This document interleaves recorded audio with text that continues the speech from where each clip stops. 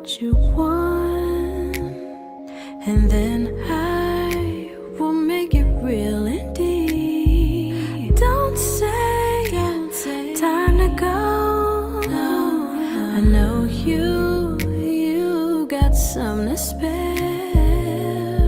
We've been fighting feeling when it's obvious that we both care. So take me to the moon. I wanna be with the stars. Send me into orbit. Oh, send me into orbit. Your eyes tell the truth, baby. I could. Hey y'all, give me one moment. I'm gonna turn my camera on. I was trying to make sure it wasn't a whole lot of background noise. My heating system comes on and off, and it'd be loud. So I was trying to eliminate that background noise to make sure that we have a quality sounding podcast episode tonight. I've actually turned my thermostat off. So if y'all see me shivering, it's because I done got a little chilly because I'm cold natured. Camera is on. Hey! Welcome to the Sensual, Eccentric podcast. This is episode 9. We at 9, y'all. Y'all see this 9? Oh my gosh. Like next week I'm gonna be able to be like, that's so ghetto. Anywho, tonight I am so excited about the topic. This may be the first time we've talked about something sensual or sexual in nature. We talk about a little bit of everything. We're going to continue to talk about a little bit of everything because I am a multidimensional, multifaceted being. There's just so many different levels. But tonight's topic is, are you ready? I don't know if y'all can tell. Y'all hear that clap? That's me hitting my thighs. I got naked thighs out this evening. But tonight's topic is sexual freedom versus sexual promiscuity. Is there a difference? Let's ponder that. As always, I tell y'all all the time, I don't prepare anything. I don't write down any questions. I just come. It's very free form. It's very improv, and I just go with the flow. Y'all be getting stuff off the top of the. Ooh, all right now, y'all be getting stuff off the top of the dome. So whatever comes to me because I don't prepare. I just come and I speak and I interact and I connect and we do what we do. So, I'm trying to remember what inspired this topic. I know a lot of times people are judged based off not only their sexual preferences, but their sexual, I'll call it escapades, interactions. That's it. Their interactions. The whole what's your body count thing is a big deal. I would love to do a part 2 due to something that came up earlier this week that I think is like so interesting when it comes to having multiple, I don't want to use the baby mama and baby daddy word, having children by multiple people. Boom, because we speak with clarity. At least we try to. I get a little gutter because, as I say, I have levels. Yeah, so I would love to do a part two and speak on that, but we'll see how that goes. Dealing with sexual freedom versus sexual promiscuity, the first thing that comes to mind is a word that y'all are going to hear me mention a lot on this channel doing these broadcasts because it's so important. And if y'all been here a couple of times, first let me say get used to it. But if y'all been here a couple of times, when I say it, you're gonna be like, yep, that's it right there. But it is, can I make what's y'all know what that letter is? It's an M. Maturity. Oh my gosh. Maturity is a major aspect in so many different areas of life. So for me, one of the biggest things or the biggest differences, because there is a difference, in my opinion, um, between sexual promiscuity and sexual freedom. For me, the biggest difference, or the first thing that I can think of, is maturity. When you operate from a mature space, that is a space of self awareness, a space of knowing, knowing and self awareness is one and the same. Um, I, I don't know if I want to particularly say a space of healing because I believe that self awareness is kind of like priority for that. But when you operate in that space, to me, that takes you from being promiscuous from being free, or from promiscuous to being free. When I think about promiscuity, it's just frolicking. You just lollygagging around doing any and everything, not understanding or even understanding why. Ask me how I know. Because I've been there. Oh my gosh. For most of my life, I was an unaware, sexually promiscuous woman. I know y'all can't believe that, sarcastically speaking. It's such a shock. Oh my gosh, like you were promiscuous. Yeah, I was. Poor thing. She ain't know what to do with her energy and her sacredness. She was just all over the place. She needed love. She needed to discover herself.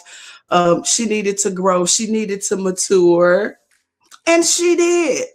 So now I operate under the umbrella of sexual freedom, and it is so liberating. I'm a little dramatic this evening, but that's a part of my personality as well. But I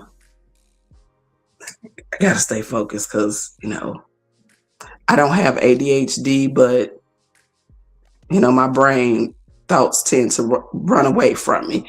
But yeah, because I am now self-aware, because I have grown, because I have matured, because I have went inside myself. I have learned to love myself. We talked about that in one of the first couple of episodes about how important self-love and knowing what love is. So now I can respectfully be free in my sexual activities.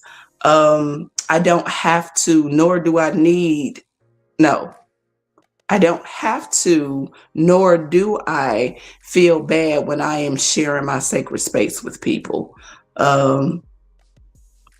Interesting word, people.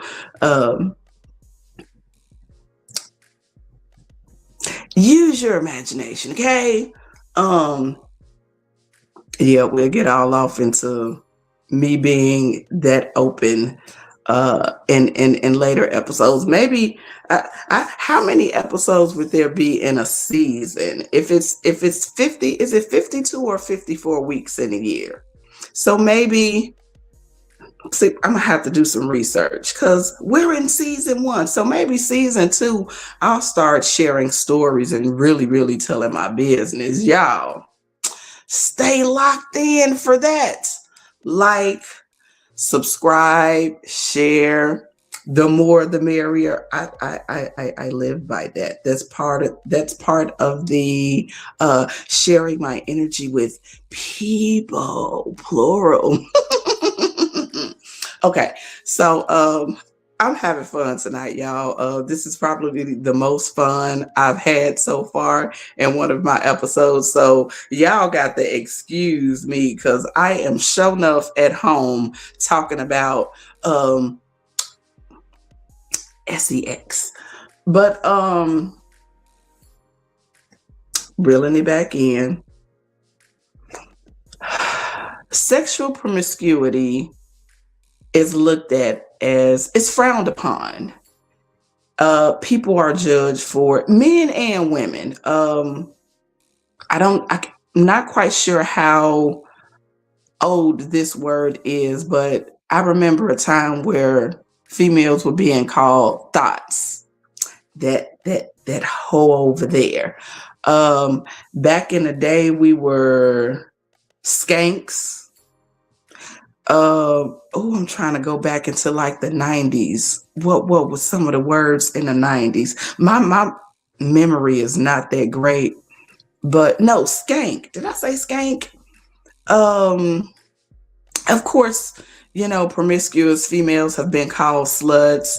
We've been called hoes, um, all kind of stuff. But that's because when we, because I'm talking about people in general, when we do things, how can I put it?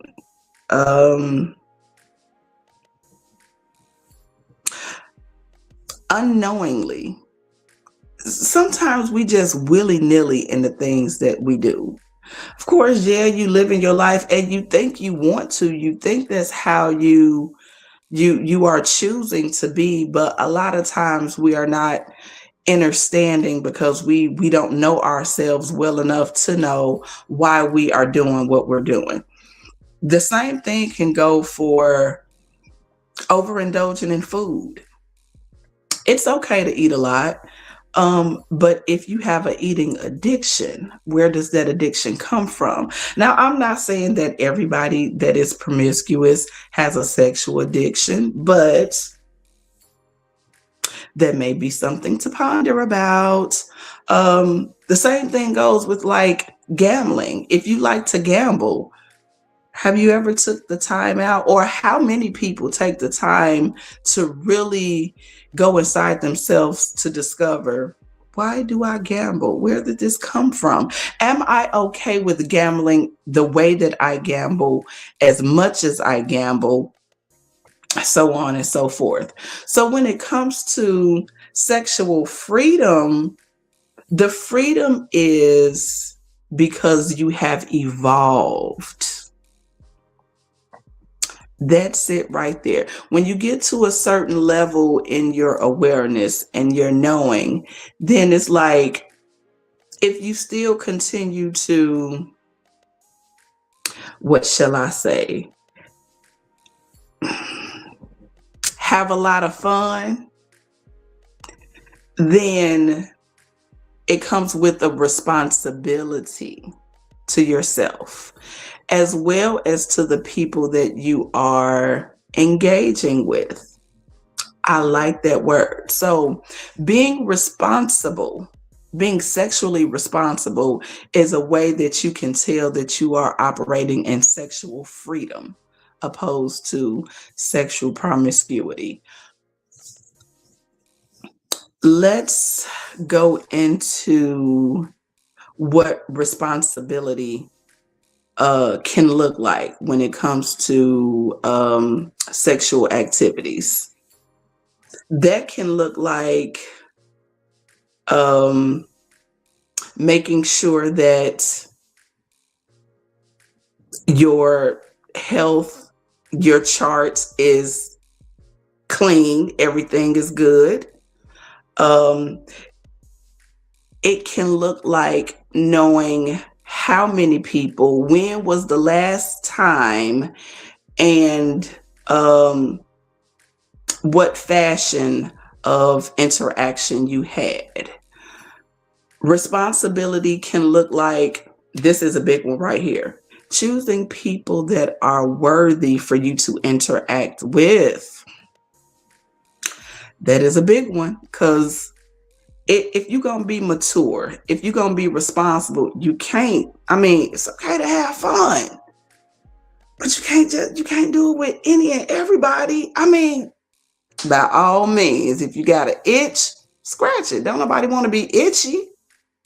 But make sure that the back scratcher is clean, and make sure that the scratcher is suitable for you, and make sure that the back scratcher knows, metaphorically speaking, I don't know what's going on with me and these metaphors right now, but make sure that the scratcher is aware of who you are. Like, y'all, yeah,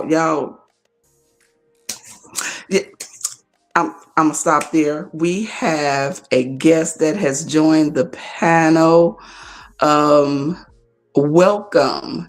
Do I call you by your old name? Because I can't see what name is up there, but I know no, the last time that you were here you had changed it. How are you this evening, sir?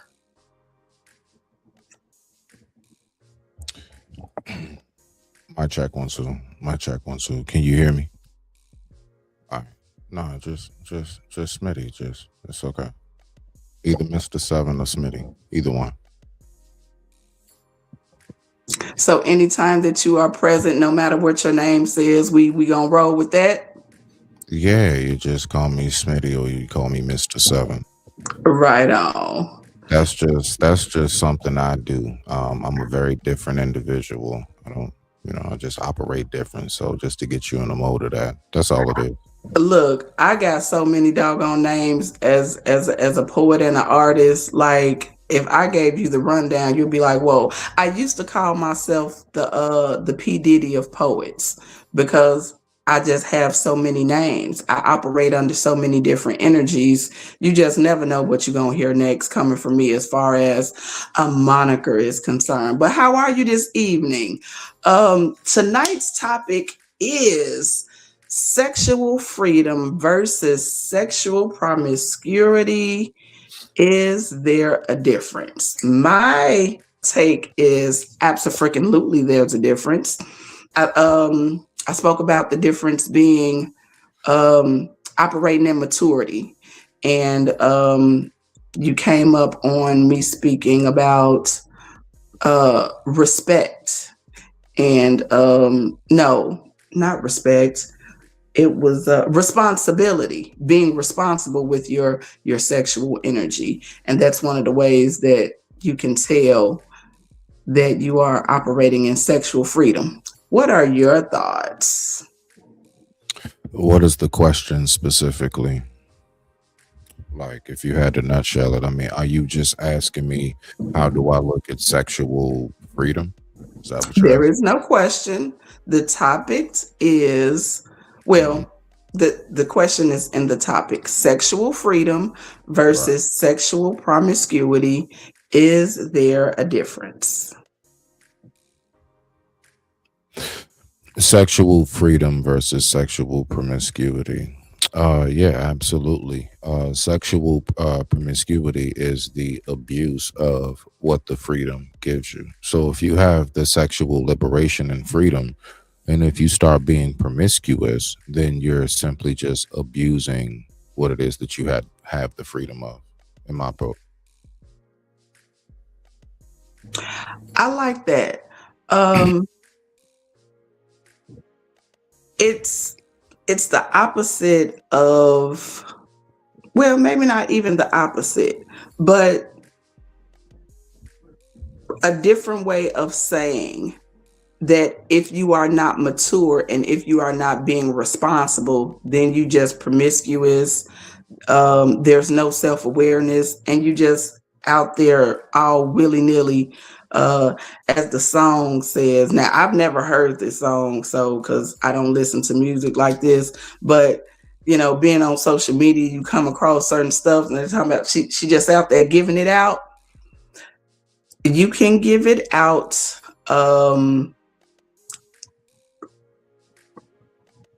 maturely or immaturely, and I'll keep it there. um Trying to think, the when did I start to operate in sexual freedom? Because I've always been a sexual, sensual person. I used to get talked about and teased about it from my relatives. Talking about used to. If I was around them, I probably still would, because I'm the free person. Before I was free, I was the freaky person. Um, but I started to operate in sexual freedom when I began to go inside myself and learn to love myself and figure out. I had to discover where all of those desires came from, and if that was a way that I was willing to live my life, or did I need to change it. Now, there is so much to say there, because there was a time where I was really, really religious, and for me, religion kept me from being free. It kept me bound. It made me feel like there was something wrong with me, like I would never be clean enough, like I would never be pure enough, like I was just this stain, this dirty person that needed to be cleaned up. My take on that now is, no, I don't need to be cleaned up. I'm not dirty. I'm not a stain. I just needed to understand um how I was, or why I was operating the way that I was operating. Um, I think sexual freedom and sexual liberation is a beautiful thing. Um, whether you are engaging a little, whether you're engaging a lot, whether you engage with one person at a time, whether you engage with multiple people at a time, as long as you are, and here it is again, being responsible and being mature, don't hurt nobody and don't let nobody hurt you. Then, hey, do what you do. Live your goddamn life, because it's a beautiful thing. Most people say we only got one life to live. My philosophy is, unless you know how to connect and you can travel through different spaces and time, we only live one life at a time. That's a whole nother episode. That's that metaphysical stuff, but May I maybe ask? we'll get there. May I ask you a question? Absolutely. Okay, so I'm listening to your description, and it sounds a lot like. All right, so are you saying that basically any encounter that we have always has to be subjected to being something sexualized? Like, like, like, like, like, how do we, how do we actually know the difference? And my screen just went out. How do we know the difference between like actual, you know, I guess you can say organic encounters as opposed to what is that sexual? Like, why is it that, everything has to be like this kind of orgy, like feel for something? I'm just curious. I mean, not even a, just wondering myself. So for me, the physical aspect of it is the least important part. But we live in a society that most people only understand the physical part of it. I'm trying to take every piece of what. Can you start with the first question that you had? Sure, no problem. So, what I'm trying to figure out is how do we differentiate what is just an organic experience and what is an experience that is a sexual encounter? Cool. Consider, yeah, Okay. right. So for me, a sexual encounter is anything that is of a sexual nature. Um, and I don't have the official definition of what sexual is, but anytime that we are connecting with somebody physically, where our body parts are connecting, that is a sexual nature. Now, just because it is a sexual thing doesn't mean it's not organic.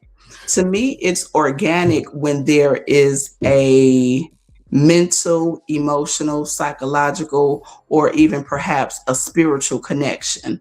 So, at this point in my life, all of my sexual encounters are organic, or Mm, I said organic, OMG, are organic.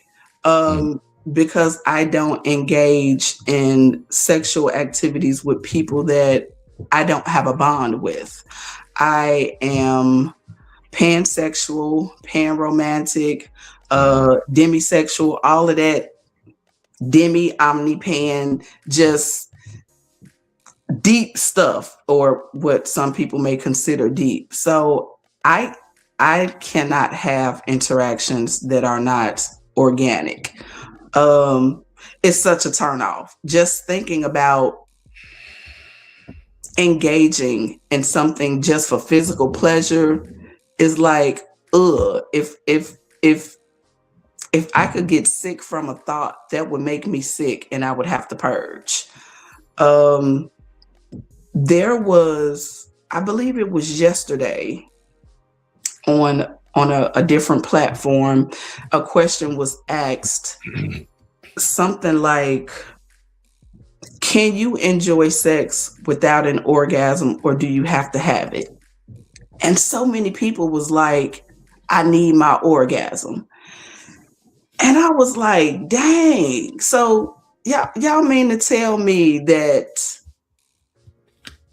interaction, when we are, in my opinion, well, I'm not gonna say when we're supposed to be connecting, because physically you're connected.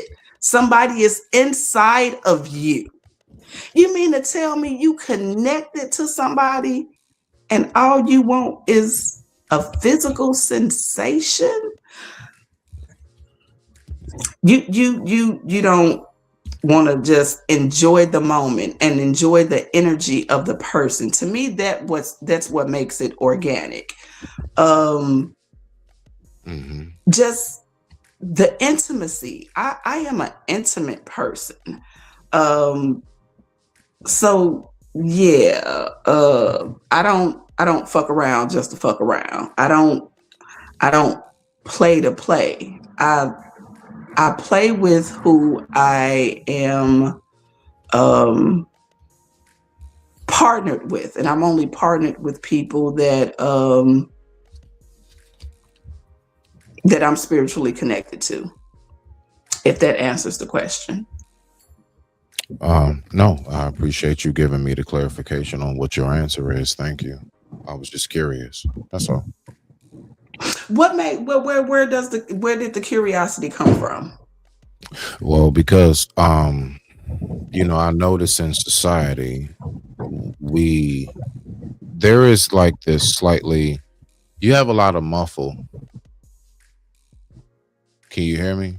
I can hear you. No, you have a lot of like I can't really like you have a lot of background noise. Yeah, yeah, thank you. I'm sorry. I don't mean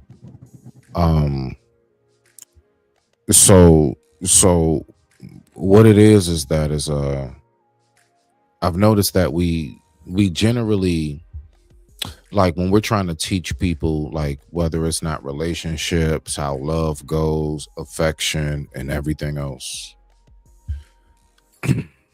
I I just personally peep how we continuously will conflate, and I'm not saying you, but people do generally. They conflate what affection is as opposed to what actual love is. Love and affection can be a ingredient in the stew of love, but it's not love. You see what I'm saying? An organic encounter can have a sexual hint and sprinkle of it, but they're not the same. So I was just curious because I was wondering, how do you differentiate when we're talking about all these things? Like, for example, it started off in a very basic level of once upon a time we had puppy love, and then we realized what real love is, and real love is not puppy love. Puppy love is just, I really really like you. So even down to us trying to identify what exactly is love by itself, what is real intimacy, like, so I don't like, I know that to land it, all of these words they all have their own definition. And so I just don't want to like mix up. So when I'm hearing somebody speak, I want to know, are you talking about like in a sexual erotic? Okay, if that's what it is, okay, all right, bet. So now I know which way we're going with it. But a lot of times people will speak about love and put it in all of these, like, I guess you can say,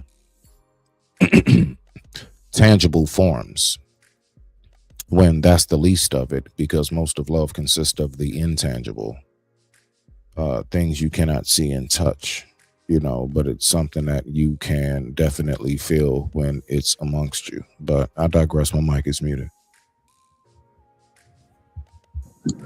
And this particular episode, we are pretty much just dealing with the physical aspect of Hmm. sexual interactions. Thus, Got the you. title Sexual Freedom versus Sexual Promiscuity. Um, and it's interesting because I'm a sexual person within a lot of sensual parameters.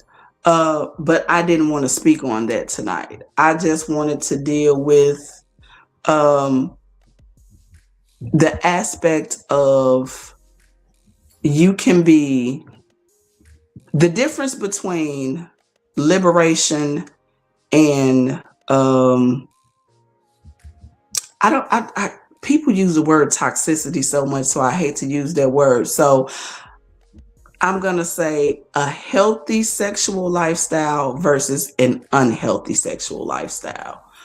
And an unhealthy sexual lifestyle would be when you are operating under the umbrella of promiscuity, when you are not aware of what you're doing and how you're doing. A lot of times when we are promiscuous, we get hurt a lot. Want to stay there for a moment because that just kind of hit me. Women, they wonder why they get their heart broken so much. Why am I so hurt? They hurt me. And just about every guy that we date ends up in a heartbreak. That's saying something.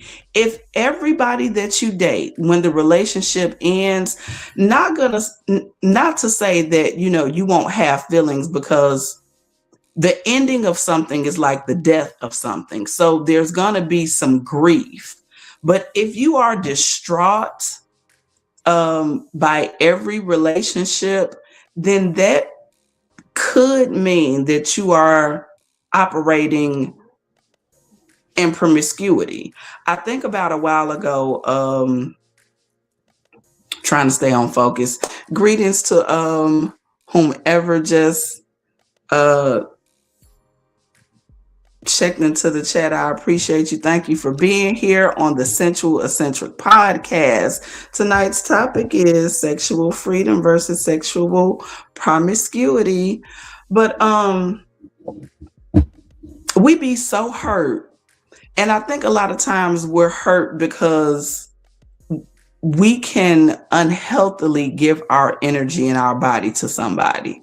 Now, as I'm saying that, I'm thinking to myself, and it's coming to me, it doesn't matter whether you do it healthy or unhealthily, because giving yourself to somebody, when you have to take it back, that's going to hurt automatically.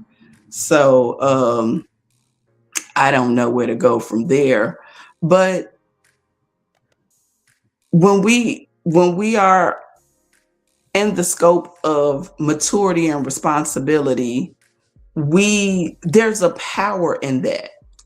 Like, it's okay to share your energy. It is okay to share your body, share whatever you want to share, but don't give your power away. And I think the problem is, a lot of times we give our power away because we are not operating in freedom. Hello, dearie. How are you? Welcome. I'm so glad to see you, and that you were able to join us this evening. Yes, yes. I've been here since the beginning. I'm listening in the background and commenting. That's what's up. I can't see who be up in the chat. So the beautiful thing about being in the chat is you can stay there and you can chill. And when you get froggy, you can just leap on in, and whenever you want to jump out, you can jump back out if you choose to.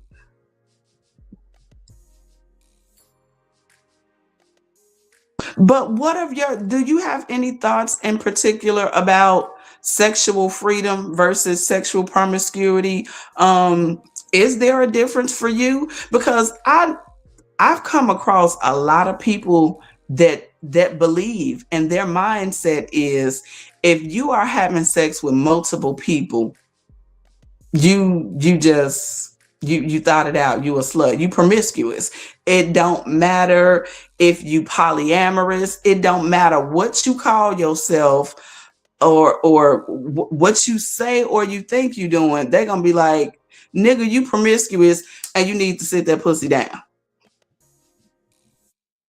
Well, my thought on it, a lot of it's all about, we talking about two very similar things. We talking about, in a person that have sex and they're responsible in having sex with multiple people, and somebody that have sex and they're not responsible. Because in the dating world, like, I'm recently divorced, for maybe like 3.5, 4 years ago. When I first got out there, I didn't know what I want. I spent so many years in a marriage where I wasn't happy sexually. So getting married so early, I didn't know what was out there. And I didn't want to, you know, um, confine myself to just what I did. I met my husband. We interacted. The sex wasn't top tier, but I wasn't always all about sex person. But I was young. I married at like 24, so I hadn't had that many experiences with sex, so I didn't truly know what my body wanted, how to make somebody make me feel good and things like that. I just thought, wham bam, thank you, ma'am. You have some kids, you bust a good nut, and that was it. That was the extent to what my sex life would be like, whether it was with a man with 10 inches, 9 inches, 5 inches, or three. That's just what I thought and perceived because I was so young. But as I got older and started to explore my own body, whether it was, pleasing myself, going to events where I can hear other women talk about things that help them. Even like last week, I went to an erotic event. It was a burlesque event, and they had a young lady. She was teaching about dominatrix and submissives and subs. Now, I'm not going that far, but just some little things that she was teaching in the class about sensual touch, about the whips and stuff, bringing blood to the level of the skin where this arouses you more. So I think that part is probably somebody that's a little bit more responsible and they're trying to figure out themselves. And in that tone, I did have multiple partners while I was out there dating because I was newly divorced. I waited a whole year. I got my whole checkup. I made sure that I was, comfortable with what I was doing. I made sure that my body was healthy. And any partner that I countered, that was my first conversation. There was not any first night and I'm going in. No, I need to know what's going on. I need a copy of your ID. If you're going to be going inside of me, whether it's protection or not, I need to know you a little bit better. And just because I have your first and last name doesn't always mean that But a lot of times, us women, we don't want to waste time. I don't want to date somebody for 6 months and then now I didn't gave it up. Now I found out he 3 inches and he can't touch nothing but my top lip. Like I don't want that in my life. So, of course, as for me, when I'm out here intentionally dating, right now I'm in a committed relationship, so I'm comfortable with that. But the guy that I'm dating now, to be honest with y'all, I literally on the third date I gave it up because I was comfortable. I knew him. We talked about things. We, went over our histories and everything, what he was comfortable with, what I was comfortable with. And I knew him from my past. So, and I had never, hadn't seen him in 25 plus years. So I went to high school with him. Hadn't seen him in a month of Sundays, bunch of years, but I was comfortable with going there. And only 20 days after we started dating and had that encounter is when I was like, hey, what are we doing here? Are we in a relationship and we're committed, or we're still exploring other options? And he was like, I don't want you giving what you gave me to anybody else. I know you have kids, you have has, but I don't want anybody else to get what I've have received from you. And I said, fine. That was at the point of then I told him, I said, well, now I know how to cut my roster off. Because I had a 5-man roster. Now I wasn't having sex with all of them, maybe 2 of them, but things was like, okay, well, I need to let all this go if I'm going to be here with you. And I think that's the responsible part of it. Just being promiscuous and having sex with multiple people, sometimes there's an underlying issue with that. There could be abuse in the home. There could be somebody that does not know they're just thinking about whatever physical pleasure they're getting. And sometimes women have sex all the time and never have an orgasm. Or when they have one, they fall so in love because they like, oh my God, I never experienced that. But not realizing you can do that for yourself, or you can find somebody that's more in tune to do that for you, or maybe that person is it.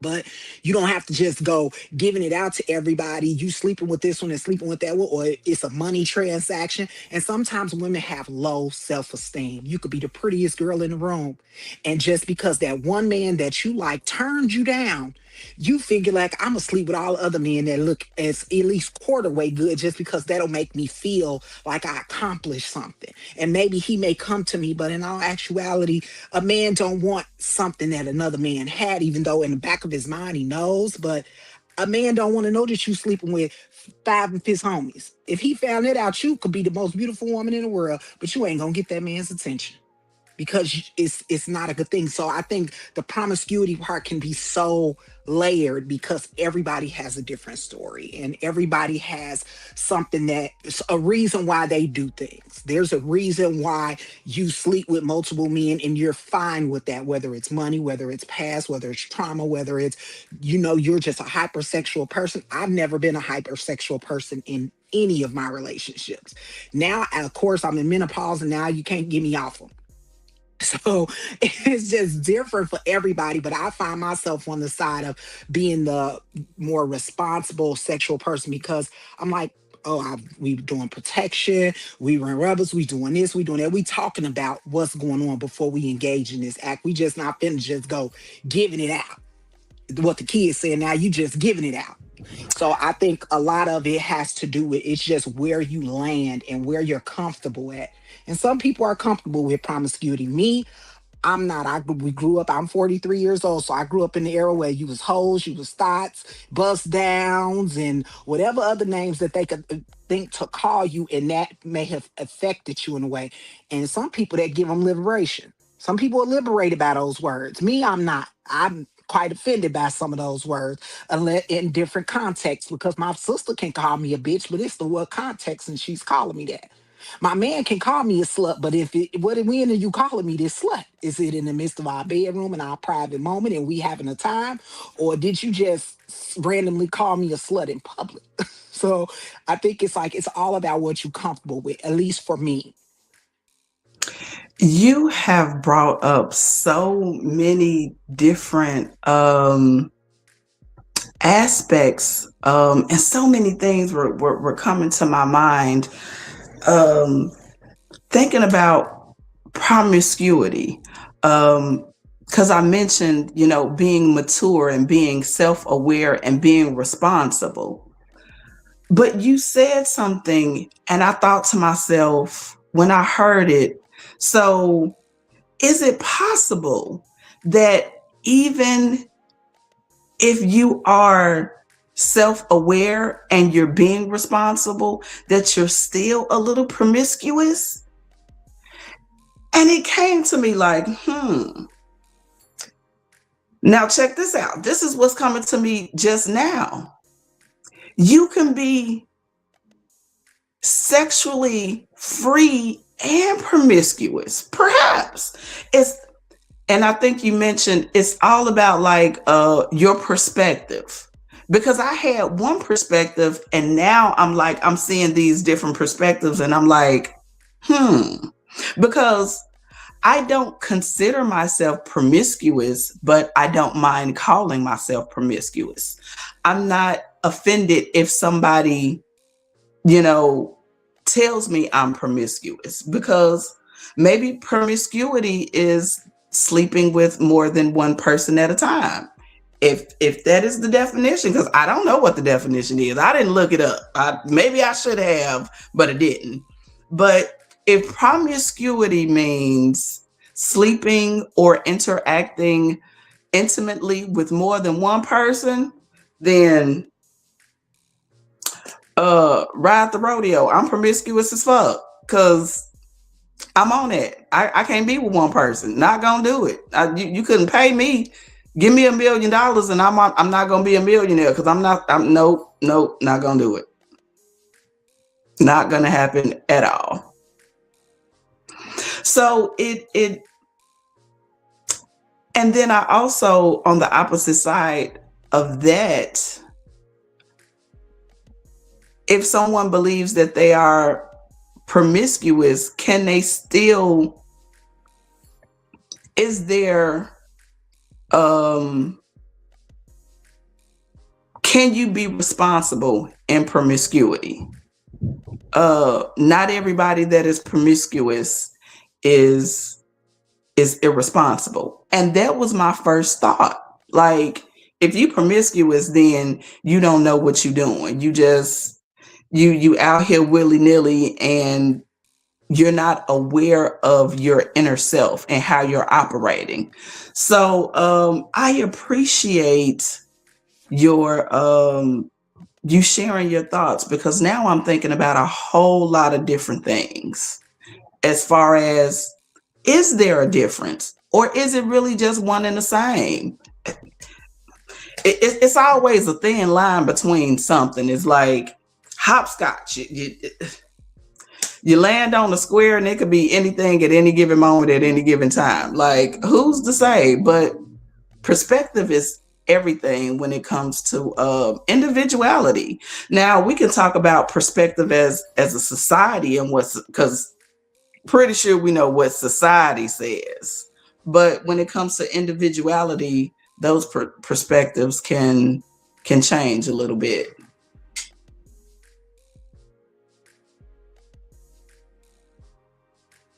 For sure, I 100% agree with you. Perspectives changes all, and it changes with generations.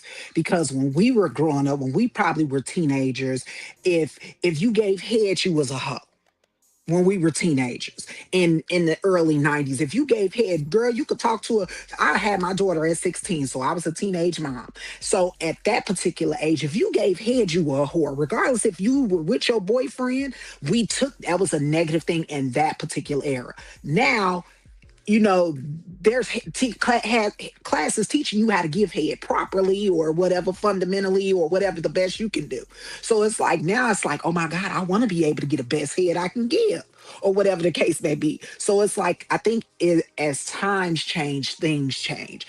And I think we're more sexually, like, as I'm getting older, I'm like, oh, everybody out here just fucking and giving it out. Everybody just doing everything. And I'm like, look at me. I didn't gave up the cat on the third date. But I'm like, you know what? I didn't feel bad about that because I knew I was intentionally trying to see where this was going to go with that person. I'm not a forever single person. I don't like to have multiple sexual partners at the same time I don't like to be in a relationship with somebody and then you sleeping with somebody else. That's not cool. That's, I don't know that's cheating. Okay. But if you are planning to be single and you enjoy entertaining Tyrone and Terrell and Anthony, as long as you're comfortable with it and they know that you're entertaining all these men. Because what I tell people all the time is give anybody body that I date, give me an opportunity to be involved in whatever you have going on in the background. Because I can choose to say, yeah, I'm with it. I know you, like if you cheating, sleeping with a married man, clearly he's sleeping with his wife, he's sleeping with you, and you better not be amiss to think it ain't somebody else. But you're choosing to be in that situation if you're the person cheating with this man. Or if you're a single person and you are dating multiple men and you're having sex with these multiple men, it's probably most important of you to let those men know that, hey, you're not the only one I'm sleeping with. I am protecting myself. I'm clean. From what I know, they're clean. And I just want to let you know up front, give that person an opportunity to say, yeah, I want to be in, I can keep rocking with you. Or no, I'm not looking. Give me a minute. Give me a minute. I'll be down. I'm not looking for a person that's in all of that, because maybe they sleeping with somebody. So now we in this cobweb of everybody sleeping with everybody, and that's how we get to the point where we in the midst of diseases, we in the midst of unplanned pregnancies, in the midst of domestic violence, because you didn't tell Tyrone, and Tyrone didn't tell his girl that you was sleeping with other, and something happens, and now we in this triangle, and people can get hurt. But if I told you, Tyrone, up front, that I was sleeping with Terrell and Anthony and you said okay, which most men are not, you could do that, and they may not care if they cheating on you. If you cheat on them with your man, cheating on your man with them, they may be all right with that, and they really not in the beginning. But they may say okay, but you have to be responsible enough to figure out what's what. And I think it's the definition's gonna change with time. I was trying to charge my iPad up real quick to see the definition of promiscuity, but I think it's whatever you make it. If you don't feel comfortable with what you're doing, and if you feel a negative aspect, if you're sleeping with a bunch of men and when you go home and lay down at night and you don't feel good about it, you need to stop, because it's something wrong. But if you go home and you sleep like a baby and you comfortable, whatever outcome happens, then hey, you sexually liberated. But if you feel bad about what you are doing, then it probably is a situation where it gets to that promiscuous side, which promiscuity to most of us is a bad thing, because you think of a whore or somebody that's sleeping around and not being responsible. And even if you are wearing 12 condoms or whatever you're doing to make yourself responsible, there's still no 100% guarantees on what can be the outcome, especially if it's domestic violence. It can end up being depression, because now you probably got to your 50s and you ready to settle down, and now you realize you didn't have 60 sexual partners in your life, and you don't feel good about that, and you depressed, because now where do you go with your next relationship or your next person? How do you loop them into that? Because that can take a emotional toll on your relationship. If I come into a relationship with 27 bodies, and then my guy asked me that question. He asked we had that conversation. He didn't ask me the question, but I told him my body count, and I wasn't dishonest with it. I told him my body count, and he was like, "Okay, cool. You want to know mine?" I said, "No, I don't want to know, because for me, I know I'm a little crybaby, and I don't want to think the man that I have now. He has 3 kids with 3 different women, and I don't want to think in my mind about what those women experienced with him because of what I have with him." So in my mind, I'm like, I don't care how many you slept with. And he was like, I ain't really want to know, but you just blurted out and told me. So I'm like, I just want to be honest with you. That's just me. And you can decide. Because if I would have told him 20, and he would have been like, hell no, I can't fuck with you. You got 20 bodies? Like, hell no. That would have been his right to say that. But I couldn't take that away from him, because that's your right. And I think a lot of times, and my most important thing is be upfront with me. Give me the chance to want to participate in this or not. Because that way we kind of know I can't blame you for what I feel. If I didn't start sleeping with a married man, and I know he ain't never gonna leave his wife, and now we 2-3 years in, and he's never left his wife, and he's told me that, and I'm sitting here waiting around for a miracle to happen. And now I'm heartbroken. And a lot of women do that. It's just all about, for me, it's about give me the facts.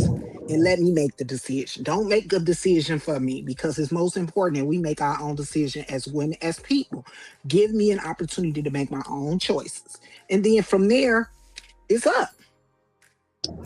Right on. Once again, oh my gosh, just so many different layers and aspects. One of the things that you mentioned was the definition of promiscuity changing uh, in every generation.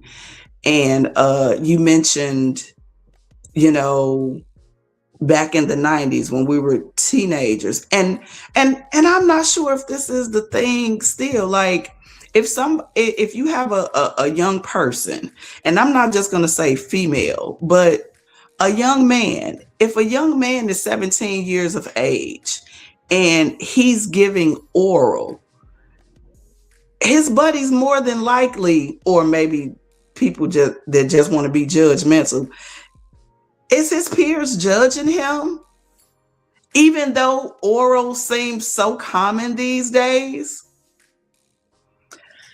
And then that made me think about,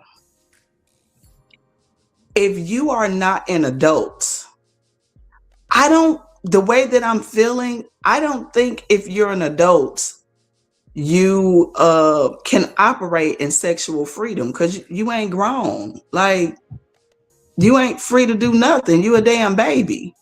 So it just really made me think about how deep sexual liberation opposed to sexual promiscuity goes. And we hear all the time, you can be 18, but you can be real mature. What if you've been on your own since you was 14, and you got siblings, and you work two jobs at 18, and you take care of your siblings? Like, can you operate in sexual freedom at the age of 18 if you've been living as an adult since you were 14? It's just one of those things that make you go, like, I wonder. You mentioned multiple partners, and people choosing whether they want to be with someone that may be considered promiscuous because they have multiple partners. For me, if I can walk around with a poly flag, if I could wear a poly shirt, if I had a poly necklace, you know what? I just thought about something. People be having these they blinged out necklace. I want me a polyamory blinged out necklace. Like, somebody hook me up. Like, I need a design, because I want some blinged out poly earrings. Get me a poly bracelet. I even wear a poly ring and a poly necklace. Like, yeah, I need that. I be waving my poly flag. I'm poly and I'm proud. And you know what? And it's to each its own. I find myself not ever judging people for what they do unless I know you. If I know you and know who the person you are, like my best friends, like people I done known for 25 plus years, if I know that you've been navigating a situation for years and years and years and years and years, and we're talking about some things, and you continue to do the same things, and I see you doing the same things, and you keep asking me for advice, I keep giving you advice, and we keep going in this same circle, now I'm judging you. Cause now I think you're stupid, or you like it. You can't keep telling me my man is cheating and cheating and cheating. And you keep taking that man back and taking that man back and taking that man back. And I didn't call him. You done called him. Everybody done called him. But you keep taking that man back. Now I'm judging you because you got to be stuck on stupid or something. Because that ain't love. Because don't nobody love you gonna do that to you. So I will find myself on that end, but if I know you, I can't judge you for who you are. I've met you. You are a very beautiful person, beautiful soul. But if you're poly, I can't be like, oh my gosh, she poly. I ain't gonna hang around her, talk to her. I don't know. Do you know poly? You want to do that's what you decide to do with your business. If you, Tyrone and Terrell and Anthony all like that, I love it for y'all. Okay. And all I ever ask people is whatever you believe in, if you can talk to somebody about it in a tone where it's not like I'm pushing this off on you, then I'm fine with it. If you can educate me on something, I'm fine with that. But don't try to push your beliefs off on me. My boyfriend doesn't believe in God. I do. And when I first found that out, he was like, "You cool with that?" This is probably 3 weeks into us dating. I found this out. And he was like, "Are you cool with that?" I said, "Are you cool in what I believe?" He said, "I'm fine with you believing whatever you believe, as long as you respect what I believe." I said, "And that's all it's about." I said, "I respect your beliefs." I said, "For whatever reason," and I'm not going to dig deep and ask you why you don't believe in God, because maybe it's something personal. Maybe it's something you need to address with God or whoever you believe in. Or maybe you don't need to address it at all because you okay with that. But don't force me. Like if he would have been like, "Oh well, I'm not gonna deal with you believing in God and praying and da da da da da," then it would have been a no. Cause you're not gonna that ain't gonna change my mind. Like I could never come my ex-husband, he's converted to Islam. I was never gonna do that. I'm not no two steps walking behind you, wear no wrapped up on my head type of girl. And I'm sure there's more things involved in the religion than that. And I have most up respect for the Muslim community. It's just not for me, and that's okay. But I'm gonna respect their religion. I respect their culture.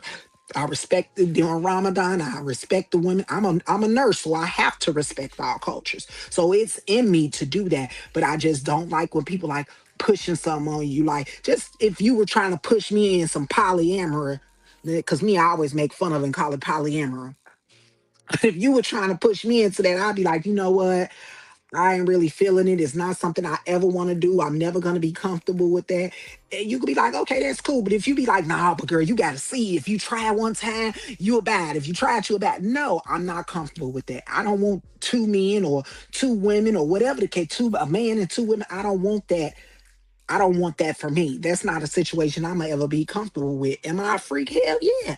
With my man, with my person that I'm with, but I ain't finna be getting freaky with Tyrell, Tyrone, and man. Like we all can't do it. Cause I ain't got enough mouth to give out, okay? Oh, I might got enough hoes, but I ain't got enough mouth to give out. And I'm an oral head connoisseur. So I can't do it. so hold on. Oh gosh. I don't want to lose my train of thought. What just made me crack up like that? Freaking A, I forgot. Shoot. But I wanted to well, let me say for somebody to try and convince somebody about anything is absolutely ludicrous. My thing is when we express certain sentiments, just discussing certain things. If somebody is interested, they'll let you know if they're interested. It Yeah. don't matter whether it's religion, it don't matter whether it's politics, it don't matter whether it's food, um, drugs, like but for you, well, let me not say drugs, recreational things. Yeah. So to try and convince somebody of something, like to me, that's like peer pressure. That's like abuse. I would Yeah. find that very offensive. Um, it's totally unnecessary because when something is being discussed, as I just said, once you put it on the table, if somebody is interested, they, you'll know. But I want to go back to something you mentioned a while ago, that you had intimate interactions with your partner, y'all's third date. And the way that you said it, and correct me if I'm wrong, like that was like kind of soon. Yeah. It was literally Thursday. No, Thursday, Friday, Saturday. We went on 3 dates in a row. We went Thursday, we went out to just had dinner and drinks and whatever. Friday, he texted me while I was at work. And I worked this whole weekend. Friday, he texted me and he said, you know what you doing later on? I would love to take you to a movie. We went and saw Sinners that Friday. Cool. Friday roll around. We go to the movie. I come home. That Saturday comes around, we texting all day. I'm like, hey, I really enjoyed myself over the last couple of days. I want to see you again. I know I have work. He's like, you got work in the morning now. When I'm like, it's fine. I'm good to go. I'm a big girl. I can come out. He was like, well, we can go out again, go to dinner and a movie or something or whatever. I was like, let's do something more intimate. I'm like, if the kids aren't home, I come, we watch a movie and have some wine. Fine. I already knew what was going on. I took my bag with me, sis, okay? Because I had to work the next morning. If I'm going to this man's house at 9 o'clock at night, and whatever, even if we watching the movie to 12 or 1 o'clock in the morning, I'm a lady. I'm not finna leave and go nowhere unless I feel uncomfortable. Or if I didn't plan to stay anyway.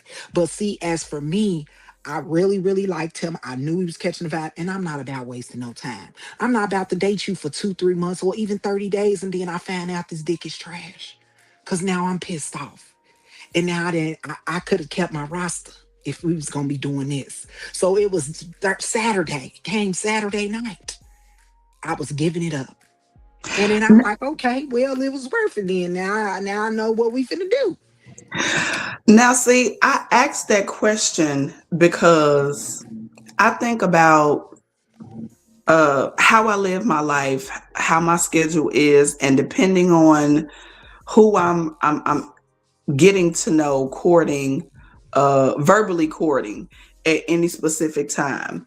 There are some times, or there have been times. Well, let me make sure I'm not lying. I can't remember shit. My memory ain't is not all that great. But I know for a fact that if I court somebody for a couple of months, I'll give an example. My primary partner, him and I were on the phone every day um, for 4 to 8 hours for I don't know how many weeks. We had our first date, and I knew I loved him our very first conversation. So and it was a video call, so I can truly say it was love at first sight. It was a whole lot of other things that happened that told me and let me know that I was supposed to be with him, or I was going to be with him. Um, won't get into that right now, but it was one of those things that if I could have, I would have slept with him on the first date because we were already spiritually, psychologically, and mentally connected. And so, even though it was the first time we went on a date, just because I'm seeing you for the first time doesn't mean that we're not connected, that we don't have something that is solid. And a lot of people will put significance on what date it is, but what led up to that date? Mhm. What was the prelude to the Yeah, date? well, yeah, what was the vibe like? Because it's like if you gave me a certain kind of energy, and that was the situation with my guy that I'm with now, like the energy, like he literally jumped in my inbox, commented on a picture, jumped in my inbox. He's like, let's exchange numbers. I want to take you out. I'm like, cool, boom. Gave him my number. We text for every the first day. I think we probably, because I was at work and he's at work, and I think we probably sent 150 text messages in one day. The next day, it was another 100 text messages.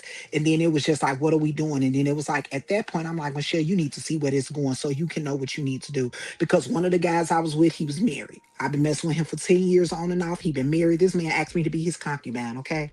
Was finna move me to buy me a house in Bolingbrook and have me a house four houses down from his wife, okay? This was just last year. And then I had my ball player, and I had my music executive. I had my life going because I said I'm single. I'm gonna be out here. I'm gonna date. I'm gonna live my life. But I didn't want to be in a situation where I'm like leading these men on because I know I'm like, you ain't gonna get no baby from me. I had a hysterectomy. But so it's like things like that. But with my guy, he even said like the first, the third, the day that we had sex, he was like, I kept telling myself before you came, he was saying he's like, I'm not gonna have sex with her. I'm not gonna try to have sex with her. He was like, and I'm like, okay. And I probably pushed it on him. I'm like, well, let's go. He like, you want to go in the room and get more comfortable? I'm like, sure, let's go lay down. We watching the movie. It's maybe uncomfortable on the couch. Let's go in the room. We didn't last 5 minutes in that room. Okay. Not even 5 minutes. Okay. I don't even know what movie we was trying to watch. Didn't finish. Okay. And it was just like I felt comfortable with him. I didn't have to guide him in no way or anything like that. So I think you're right. Like even y'all when even if it's the first time y'all see each other,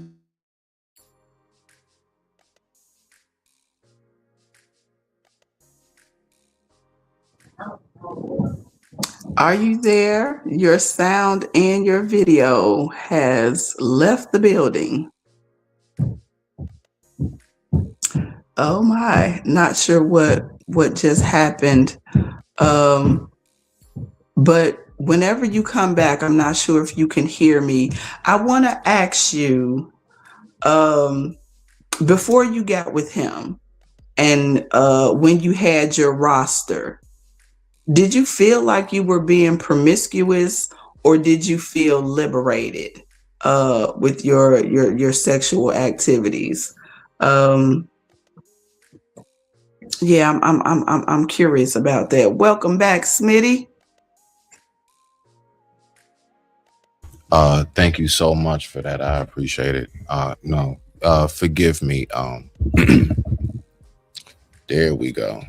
Nah, I had my tech guy, I had my nephew come by. He had to help me because my screens, I got two screens and one's messing up. So I had to go ahead and make sure I knew Life what it happens, was. man. Shit. No, I figured out what it was. This right here, the DVI to display port adapter. I got to get a new one of these. So I figured it out. So so that's why I'm wondering if I sis appreciate. That's phone why. died. No, maybe her phone didn't die. I'm back. My phone, Nah, somebody you was guys calling go me and the ahead. microphone went off. Yeah, you guys go ahead. No. I didn't mean to disturb. You guys rock out. You're on mute, beloved. Can't hear You you. muted, hon. Okay, you are not disturbing. My phone got a phone call, and I guess it jacks up when this phone call. But I'm really interested to see a man's perspective on that question. What question exactly? The difference between is being sexually promiscuous, similar to just being sexually, I want to say mature, because you could have multiple partners and you can have multiple partners and you safe and mature, or you can be sexually promiscuous in it. And I was telling her, like, it's all about your perspective on it. But I'm interested to know a man's perspective because it's everybody's gonna have a different say so with their experiences in life. But I'm more interested to see what a man has to say in regards to that. Okay. So starting off with the sexual what being promiscuous as opposed to maturity. So there is a huge difference. Again, I would say as a man who has observed, when you are sexually promiscuous, that is the abuse of your sexual liberation and freedom. When you are sexually mature, you recognize how valuable what it is that you have is. So there's a difference there in that correlation. What was the second part? That was pretty much it for me. I totally agree with what you're saying. That's kind of like the same way I was going about saying exactly that. It's definitely a difference, and it does matter about who you're talking to in these moments, because being promiscuous can be presumed as irresponsible if you don't have the knowledge that what you're doing could definitely be harming you if you're not responsible in that. You can be promiscuous, but in saying that, there's a definition behind it, and my iPad ain't charged enough for me to even look at the basic definition of it. But the definition from I have it from me. I'm only 43 years old, so that to me, that's you. You just out here. doing whatever with whoever, and you not taking no accountability and being responsible for that. And that's dangerous to me. That's probably more dangerous than, anything. That's very dangerous to me, to be doing something like that, because you're not only playing with your life, you're playing with multiple lives of people, and that all just goes into a spider web, because that can branch off into hundreds of people that you may think you're only affecting three or four, but you can be affecting hundreds of people if you're not being responsible in that process. Well, well, I would say to that. All right. So my personal view, and this is not any kind of shame or anything. We all adults. So I truly believe in the spiritual aspects of encounters of that sort. And sex, the X being the unknown, se, sexual encounter, right? Right. But it's not a sexual encounter, it's a spiritual encounter. It's the spiritual encounter unknown, sex. And when you as ladies especially give yourself to someone, there's something that you're receiving. So then we get to a point where now we're mixing up what love and just a really good fuck is. I always say you cannot make love if you do not know what love consists of and if you don't have it. So what are we doing is my point. So I get the sexual aspect of it, and I'm not somebody to say don't be sexual. But what I'm saying is that like any and everything on planet Earth, it does, I believe, come with a cost. And I believe that's why a lot of people have how these encounters are supposed to really go got them a little twisted. But that's just me. I digress. My mic is muted. Respect to you. So that's what's up. I want to get into it real quick because I'm not going to stay here too much longer. I have not cooked dinner yet. Shame on me. So I got some roast and some green beans and potatoes that is waiting on me. But your definition of sex, absolutely love it. I tell people all the time, if your sexual experiences are not spiritual, if you don't feel something on a deep level, then to me, you're not doing it right. Because how can you be connected with somebody in that way? You guys are intertwined. Somebody is physically in the inside of your body. Yeah. Let's think about that. A man's organ enter into your organ. He's inside of you. How can somebody be inside of you and it not be spiritual, even though it's a physical act? Every time that a man enters inside of a woman, we enter inside of where the absolute beginning of all creation began. And there absolutely will always be something very spiritual connected about that. So when you continuously, if you do have people that come into that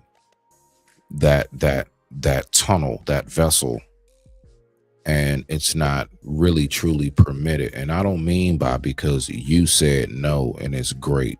No, I don't mean that. I mean not permitted as far as I really do believe that not everybody is meant to mix and match, just like how we're not all supposed to wear the same kind of colognes and perfumes. the pheromones, the body chemistry.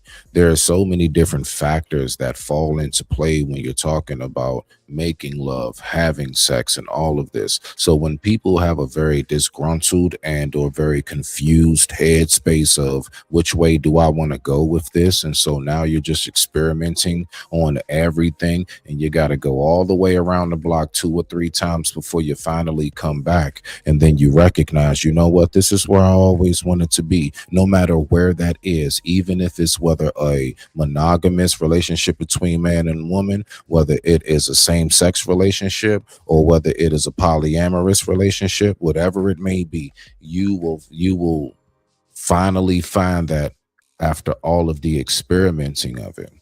Now we will go ahead and translate that to break it down into a whole phase. I don't like to call it a whole phase.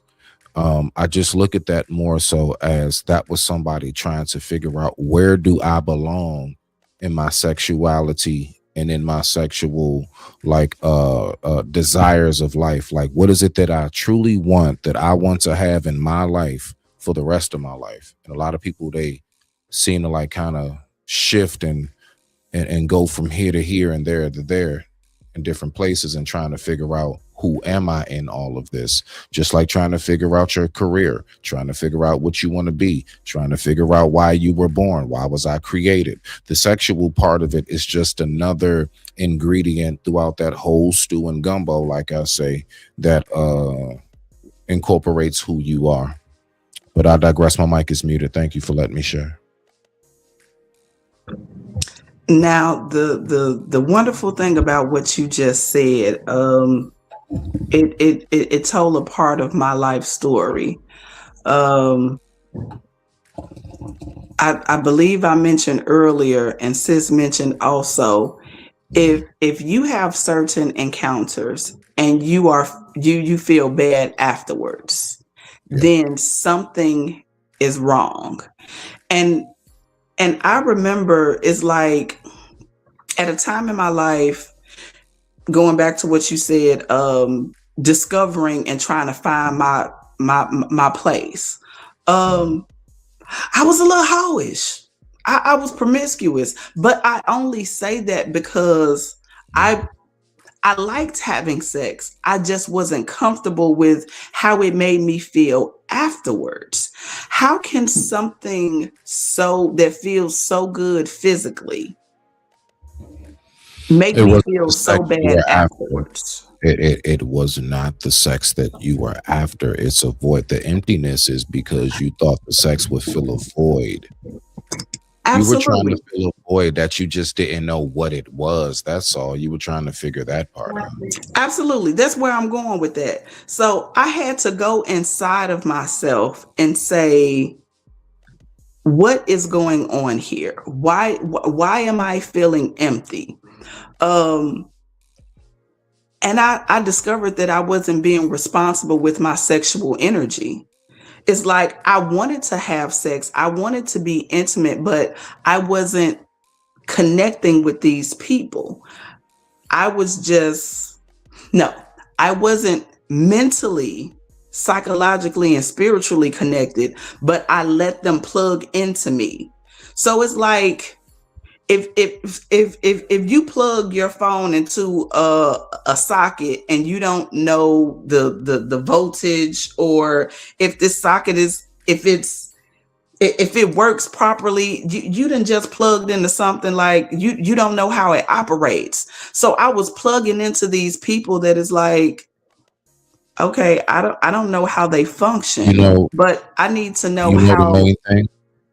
Say that again. The main thing that I would say at that moment would be, because nothing that you're saying, like that's not even like doing anything wrong. These are all about the trials and tribulations of life. Like, I mean, when you just kind of just trying to figure out like where am I in this? Let me ask you this. When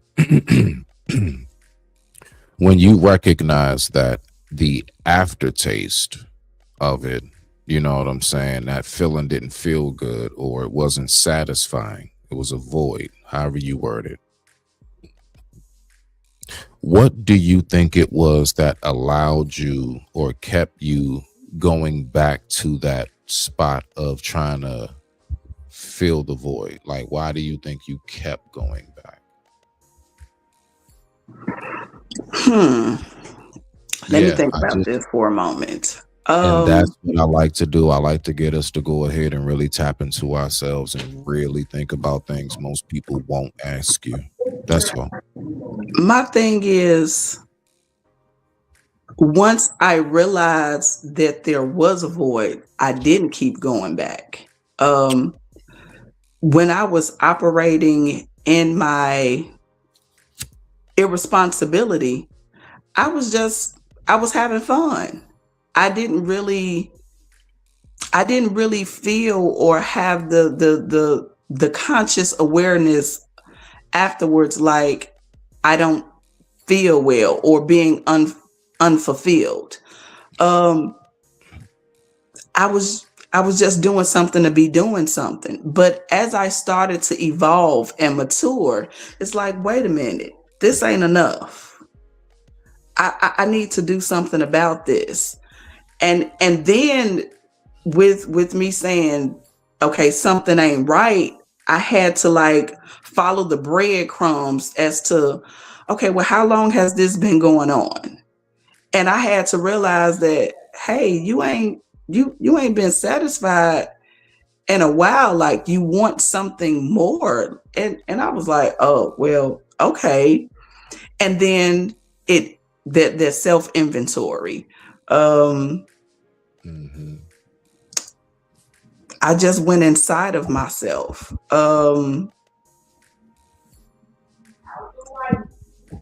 My son is about to work my doggone nerves. One moment, please. Got you. So, Miss Sanity, we can go ahead and rock it out. What is your Yeah. thoughts as a woman on what it is that I was wondering as a man? Just curious. What are your You know thoughts? what? My thoughts on it is I think it comes from your past when you get into these moments, because I have to admit I Can we put pause myself. for a minute? I like hold on. So,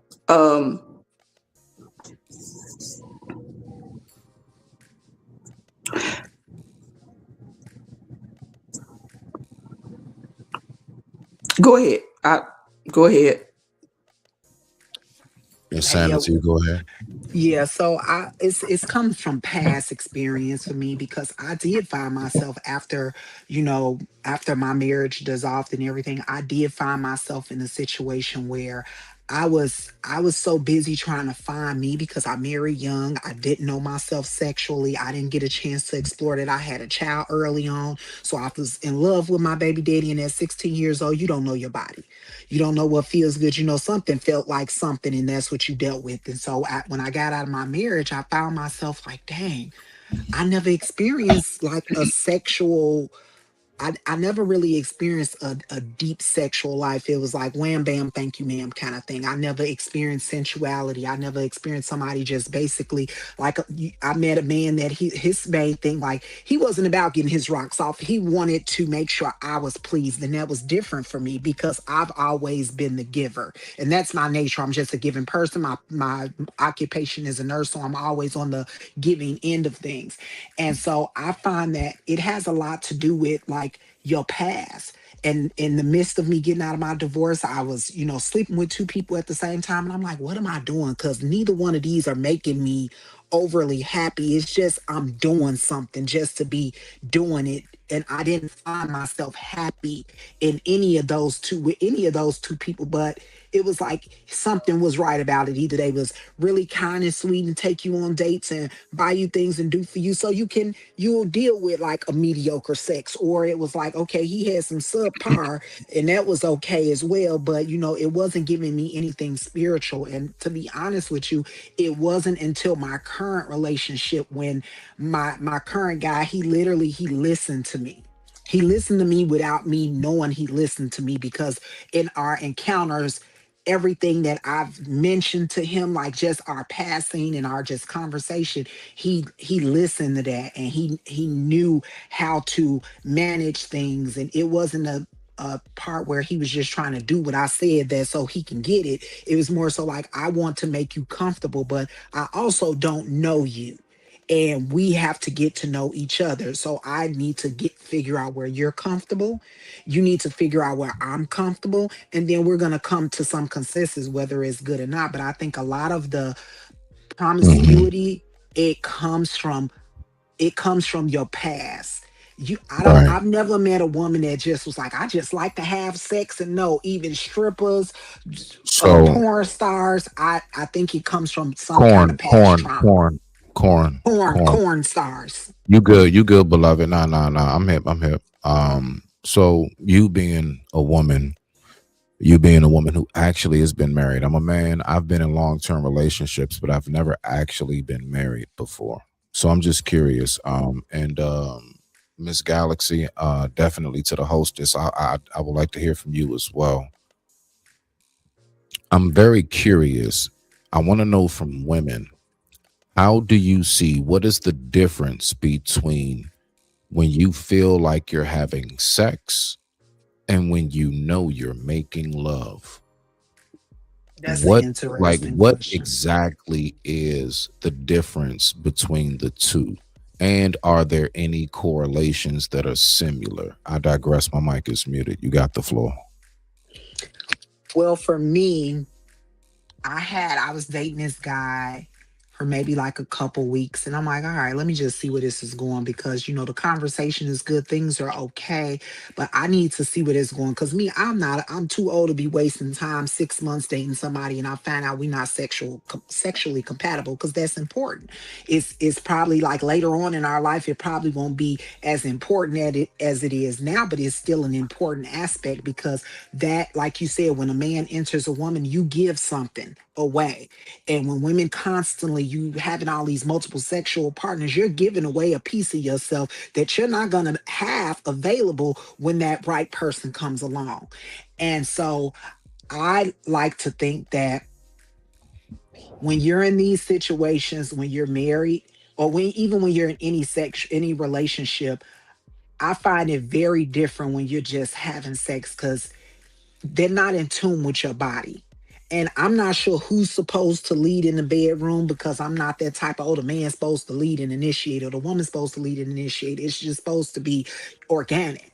But I find that people that just, if you don't get to some point where you're telling your mate where your comfortable level, your comfortability is, you're going to be at a disadvantage, because you're not going to know everything about that person when y'all initially have sex. But it was like, for my guy, it was all about intention. He intentionally listened to me. He asked the right questions. He asked my yeses and my nos. He asked my, where's the stop moment at for you? And I told him that. And I'm like, okay. I never really had a guy ask me, what am I not comfortable with? Most just, you get in the bedroom and they feel around. And if you kind of hesitant, some may figure that you don't like it. Then some may try to convince you that, oh, I could make you do this or I could do that. And you just never had it done like I do it before. And when somebody tells you that, it's all about if you ready to receive that. If I'm ready to take it there with you in that particular area of my body, okay, let me try. But if I'm telling you I'm not comfortable with it or I don't feel right about it, then I don't think that's a good match. I think you have to literally, I have to basically give you ultimate control. And for a woman to give you ultimate control, she has to be very comfortable with you. And I don't think it happens on the first encounter of sex. I honestly don't think you just give everything on your first encounter of sex, because you don't know what they have to offer. Even if you got a picture or whatever you may have had, you don't know what they have to offer. I think it builds over time, whether how comfortable you get with that person, or if you know that person is the one. Because I done laid down with men and I'm like, this was trash. And why am I going to do it again? But Well, like, well, what if I told you? I'm only saying this as an experience, man. There are women who definitely would give you all that they got right then and there first night, because and Y'all know they're I'm still here, right? yeah, we know you still here. oh shoot, my So bad. I want to say something. I'm a little irritated right Go, now. maybe a lot irritated. What And happened, I'm girl? really trying to compose myself because this is a live broadcasting. And I want to be as professional as possible, but my nigga tendencies are coming out. Um, and uh, so give me a moment. So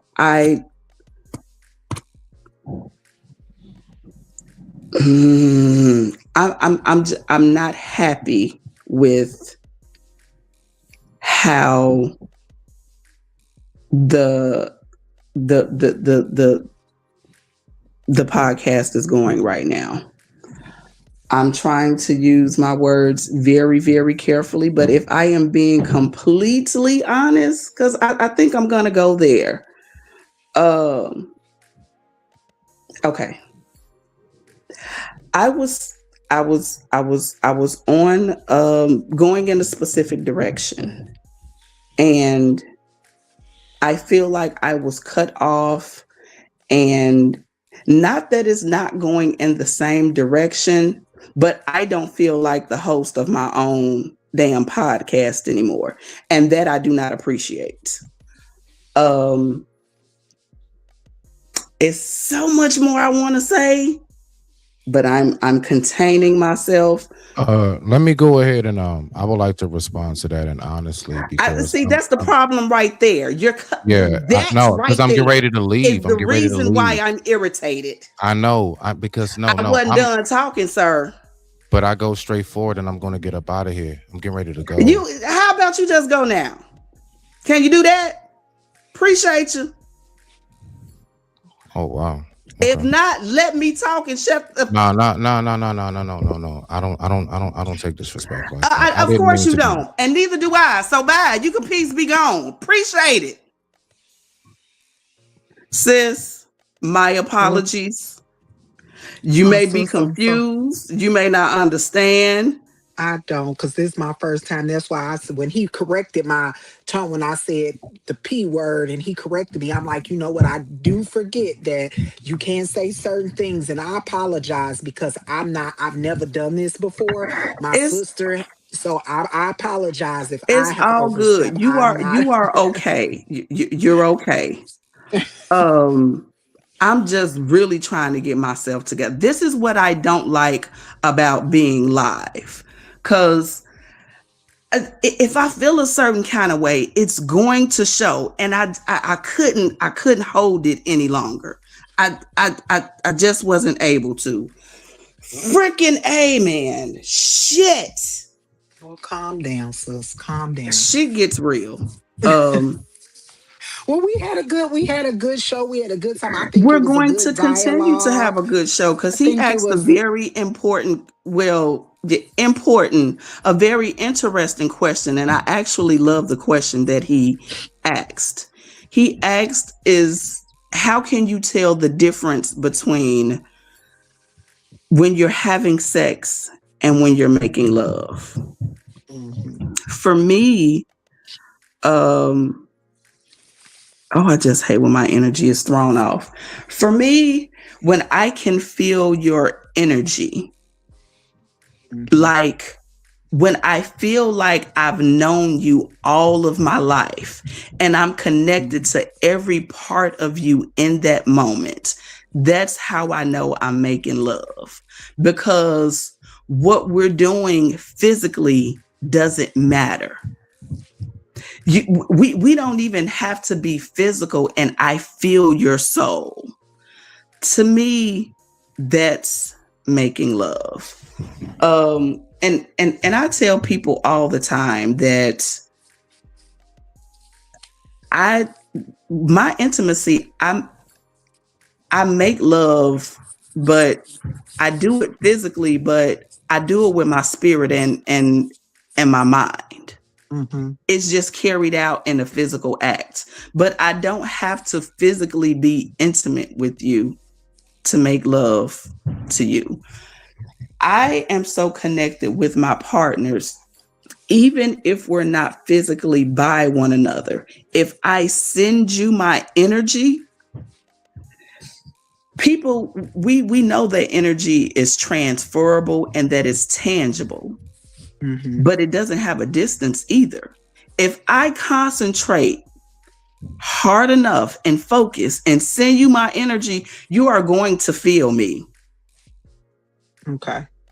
And that's something um I've never experienced something like that. I mean, maybe I have, and I'm calling it something different because we all be saying the same thing. We just call it something different because of our experiences in life. Maybe I'm not, in tune. Like spiritually, me, I would say the exact same thing that you're saying, but for me, I would say the exact same thing that you're saying, but for me, I would say connection. And some people would say spirituality and connection are like one and the same. And I think it's just like, again, it's all about the words in which you use or whatever words you feel like. I wouldn't say spiritual because, like I told you, my guy, he doesn't believe in God. I correlate a lot of my spiritual stuff with God because that's just what I grew up and learned. I probably have a lot of learning to do, but when I think about what you said about you can connect with somebody spiritually, I feel the same thing with my guy. Like he feels my, and I do my connections comes from my words. I'm very wordy, and my guy, like, I could never put my words the way that you do, but I feel the same way you feel, so I oh, always say that's we that poet connected. shit. That's Yeah. we able to do that because of that. He's like, I can't never say how you said, but I feel the same way. And I'm like, I know, I just have a way with my words, and they may be a little bit more deep than you. Because I send him this whole paragraph about how much I love him and da da da da da da da da. And he'd be like, I love you too, babe. And I'm like, damn, I was expecting a little more. Like, I needed you to give me at least 2 lines or something. But again, like you said, that's that poet in us, and we want more. But again, that's not his way of doing things. He's like, he's a doer. He shows me that he's protective of me. So Most it's men very are like similar. that though. Yeah, like, They're not talkers, but they're mm-hmm. doers. Yeah, Their action will show you everything. I wanted exactly. to. It was something else that came up. Shoot. I've gotten so freaking discombobulated. Girl, Um, don't. What is this? yeah, I'm keeping it together. Girl, we'll keep it together. And we can definitely have this conversation offline or maybe over lunch or some one of these coming up. I know Yes, ma'am. my guy birthday coming up at the end of this month. So baby, I've been planning so much for his birthday. And cause we having us a staycation, got us a room for 4 days downtown. And I've been trying to get all these surprises and everything I'm trying to get for him together. Because this is our first, well, he did my birthday. This is our first big birthday, and he's never had a woman spoil him. So it's like me, I'm a giver. Like, I want you to be wild and like, oh my God. So I've been working on that, but I definitely want us to get up and um open these curtains up while I be sleeping in this room. I definitely want us to get together and do lunch or something. I know it's a couple of sets are coming up, and more of these poetry sets come up as the weather gets nice and stuff like that. So I definitely want us to link up and go to a set or, just have lunch or whatever, or both. These kids Sounds just, great to me. And as yes. And far as the podcast, we are here almost every Wednesday at 6 okay, p.m. If I have a performance or I'm going to an open mic, then I try to reschedule. The reschedule date is usually on Sundays. But okay, if I'm not performing, we're here with a different topic every Wednesday. okay. Um, Because on Wednesdays, I usually go to the living room. I don't know if you've been up there I'm not a South Sider, so I don't know too much about like where it's by. I just put in my you GPS live and on the go. west side.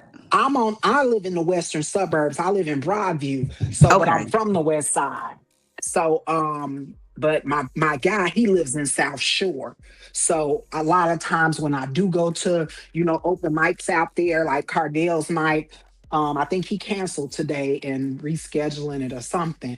But a lot of mics that I get to are out south because a lot of stuff be done out that way.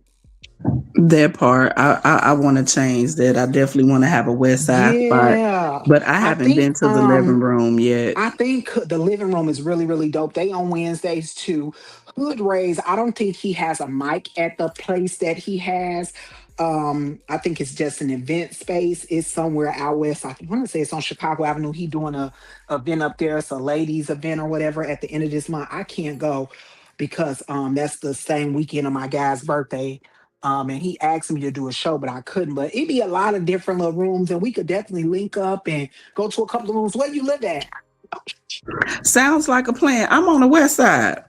Hey, cool, cool. Yeah, I grew up out west on Lake and Pulaski. Shut up. Right now Almost. I'm on St. Louis. I'm in the holy Okay. city. Okay. That's where Hood Rays is from. Yep. Yeah, that's where Hood Rays is from. So yeah, for sure, for sure. You know what? On Facebook, send me your number on Facebook, and then I'll reach out and we can link up at some point. Probably gonna be in April sometime. My daughter gonna be going out of town for her birthday, and so I'll probably be free. You know what these kids cooking in my house, but I'm gonna drink Cool, the cool, rest of cool, their cool, sweet tea. cool. We But are yeah, give going me to get ready and do our final thoughts in just a moment. okay. To anybody that is in the chat or was in the chat or may catch this broadcasting later, if you guys saw I ain't gonna call it a meltdown, and I definitely don't use the word crash out, but if y'all saw my expressions of aggravation, uh, and it seemed like it was a bit much, please forgive me. It would be a lot to explain why that happened and actually what happened. Um, and I apologize for anybody that doesn't understand or just make it seem like, well, she just spazzed the fuck out for no reason. Um, Nothing is never done without reason. Just know that. Um, so much I could say there, but I thank you guys so much for tuning in to the Sensual Eccentric podcast, episode 9, where the topic was sexual freedom versus sexual promiscuity. Is there a difference? Thank you to my Chicago sister. If I am not mistaken, you are the first Chicagoan that has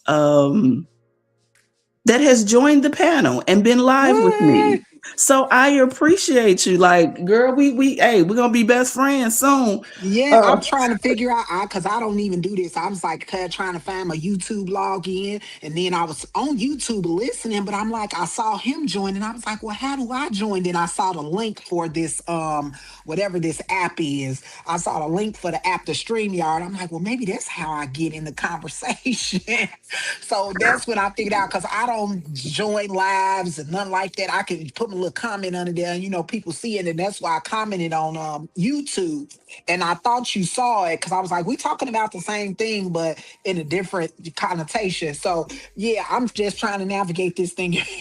How to do it. I'm so glad you decided to come up. And it was the same way when I first started coming to YouTube. But I had sent it on the post when you said you would Yeah, you join. sent it. I You sent the sent. two different links. I sent the watch link Okay. and I sent the link to automatically Girl, I join. just clicked the first link and that took me to YouTube, and YouTube like, you ain't logged in, and I'm like, what is my YouTube login? And thank God Facebook got that password little section for the whatever, because that helped me a lot. I see someone in the comment, the glue tray. Oh my gosh. Thank you for being here. We are just getting ready to wrap up. If you would like to come up, I'm not sure how long you've been here, but I do want to say thank you for sharing space. You could have been anywhere doing anything, but you decided to come share space with us for however long, if even for a brief moment. Tonight's episode or topics. Why do I keep putting T's on the end of my word? What the hell? Tonight's topic. I don't know what that is all about. Tonight's topic is Sexual freedom versus sexual promiscuity. Is there a difference? If you would like to come up and share your thoughts before we give our final thoughts, please feel free to do so. I do not believe that I've ever seen you here on the Sensual Eccentric podcast, and I love seeing new faces and new names. So thank you so much. I'm gonna give you a minute in case you want to join us. If not, we are going to give our final thoughts because it's been an interesting show in so many different ways. Like it started off great and then it went left and sideways. I'm not happy about that, but you know, life is life. Shit happens on live. Let me tell y'all. Live TV. See, I'm just gonna what's the company UK? Well, yeah, I really enjoyed myself, and it was a very interesting conversation. Definitely something that I feel like is on my level because as I'm maturing and getting older and figuring out my body, I'm figuring out what I want. And trying to figure out what I had versus what I have now, is interesting to see the difference and the growth. And I think that's what it's all about. As when we're young, we do young things, we stupid, we promiscuous, we don't, whatever. But as we grow older, we figure out what we want to do in our lives after that. It's the cat. Girl, the cat over here shaking the dough. But we figure out what we want to do in our lives. And I think that's where I'm not finding any challenges because I think I'm with my person. I think I'm with my second husband. So but we'll see. But this is a very interesting conversation. I am excited to come back. I know I'm off next week on Wednesday, so I'll definitely be back to lend an ear to give my personal experience on things because my experience may help somebody, and that's I'm always looking to help somebody out. Okay, thank you so much. I was setting this phone back up in the whatchamajig real quick. So Lorenzo my said, "Good final job on thoughts. keeping your composure." I tried my best. Oh my god. Yeah. We'll talk. You did a good Um, job. but in my final thoughts, for me, there is absolutely, I reiterate in my final thoughts most of the time. So for me, there is definitely a difference between sexual freedom and sexual promiscuity. The difference for me is operating responsibly, maturely, and in self-awareness. There's a certain level of did I say responsible? There's a certain level of responsibility that comes with your sexual energy and how you operate and function and just maneuver through those experiences. And to reiterate what that individual said, because they made a very valid point when they said, and I'm going to try to get their thoughts right, that promiscuity is the absence of what freedom gives.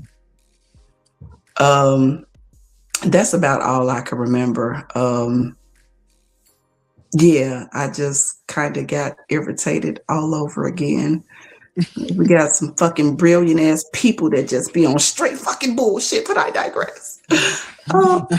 Thank you so much for tuning into the Sensual Eccentric podcast. This is episode 9. We will see you guys hopefully same time, same place next Wednesday if I'm not performing anywhere with another great topic. And I almost put a T on that again. One love, much love, all the time. Toodles.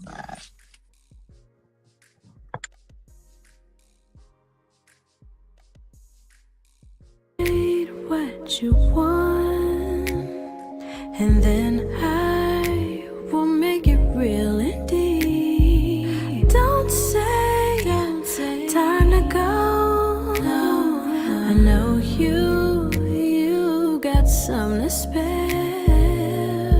We've been fighting feelings when it's obvious that we both